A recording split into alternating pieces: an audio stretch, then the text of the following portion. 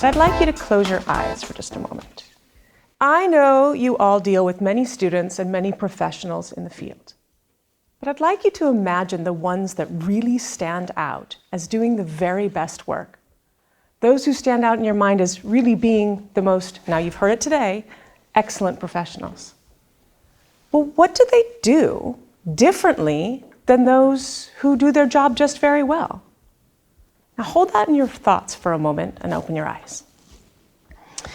We've done some research here at the Hansa, not only in excellence in the communication field, but in many other fields as well. And I'd like to tell you a little bit about the research that we did in the communication profession.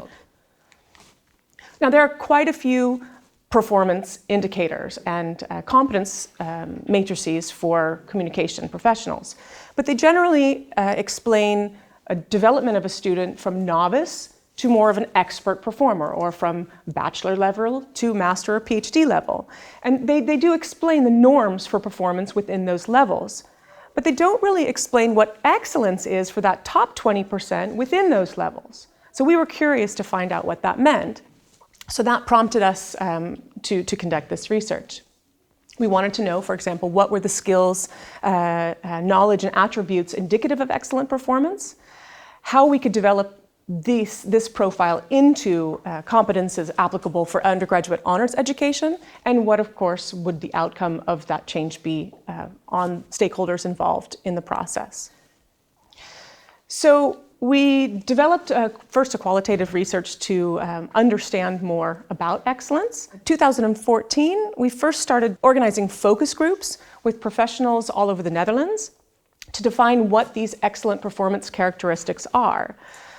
After 3 focus groups, we developed a concept profile and presented that concept profile to a different set of respondents in a Delphi panel setup. And after analyzing the responses of each of the panel moments, we ended up with a profile of the excellent communication professional. We wanted to develop this profile and gather as broad as possible views within the Netherlands, of course. We don't say that this is internationally applicable. In the focus groups, recruitment really focused on working communication professionals in a broad variety of sectors, broad, diverse functions, at all different functional levels. In the Delphi, of course, we excluded all of those participants, and recruitment focused there more on mid to senior level professionals in leadership roles. People worked with communication professionals that weren't communication professionals themselves, but that had more experience in the field and had a more national or international scope of their work. At the conclusion of the Delphi rounds, a final profile was established, including 5 different domains. We call this the SEEDS profile. And it clarifies that for professionals hoping to be excellent, they should display 5 different categories of competence that would distinguish them beyond the normal practitioner.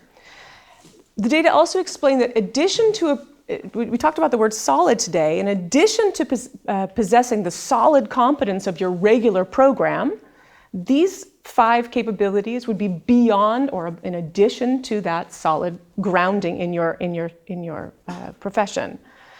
So they would be distinguished by their capabilities to be strategic, empathic, expressive, decisive, and to see patterns and interrelationships.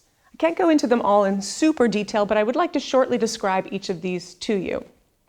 Strategic, according to our panels, was the ability to understand not only the consequences of their input, but the influence and impact of those solutions strategically, tactically, operationally, and from a societal perspective. Empathic was not about being sympathetic, but it was about uncovering understanding and the emotions that are key at play in a situation, and being exceedingly sensitive to the environment and the organization. These excellent professionals had a honed ability to listen and to deeply understand the perspectives and the cultures in which they operate. One of the respondents said they had some kind of extra sensors, that they just kind of felt things that others didn't feel, and that's made them stand out. Of course, expressiveness is part of all of the competences of every communications program, I would hope. But these professionals had far more advanced abilities to argue and express and persuade and substantiate their opinions. Excellent professionals, according to one, were language powerhouses. They could play with words, pictures, and sounds, and make those tools that they developed seem more human and more engaging. One said they applied their own special sauce to everything that they did. These excellent professionals are decisive. They stand up for their opinions. They have the courage to bring them to the table, whichever table they're seated. They have sound judgment. They know how to make decisions, when and how to voice them. They react quickly and effectively, and they can make conscious choices not only about what they do, but about their own role in their profession and how they apply their skills. And lastly, that they see patterns and interrelationships. They have a deep understanding of the context of the situation, how things are connected. They're aware of what's happening in society and the sectors and how this connects to their own organization. They're constantly also challenging their own assumptions in light of new information. So these characteristics formed a profile for us with which we could further develop our education. Again, this is reflecting a professional in the field, a working professional, and not a student. So we had to take this and then translate that to our own student population. Of course, all studies have their limitations, and with this qualitative approach, one limitation, subjectivity, is very common. But we tried to minimize this by recruiting people from many different aspects of the profession, many different sectors from all over our country. And we also attempted to minimize this by having 4 different researchers code all of the data and comparing this at every single stage of the analysis process. Replicability could also be seen as a limitation, of course. The size of the group was not large. But because of the broad range and the exploratory nature of this, this is a first step for us to understand this aspect of excellence within our context. And in that, we created this within the Netherlands. It was not our intention to apply this in a global setting.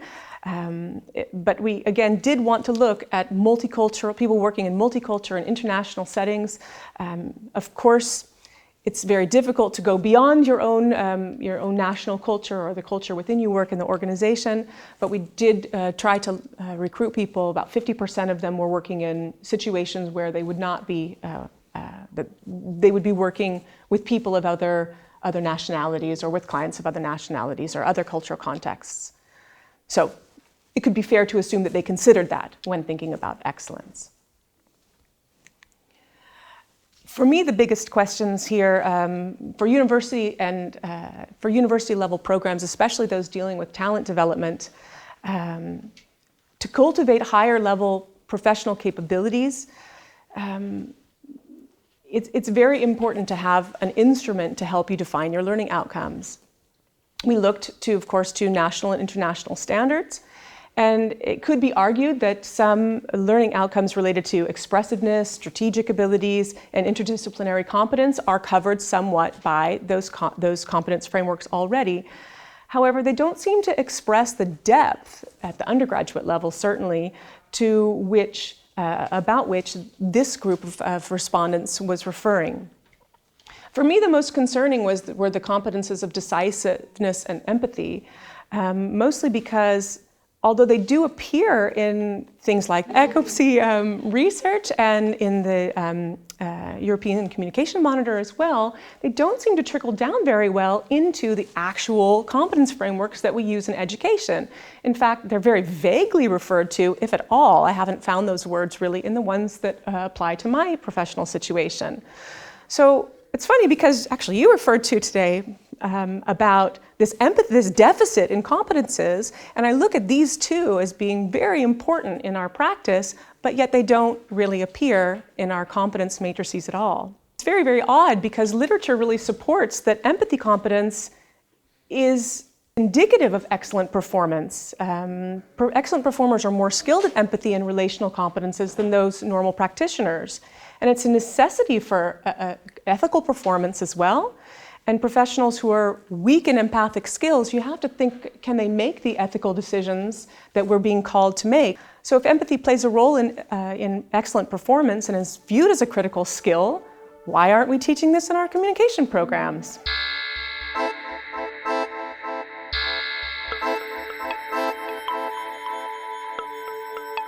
you.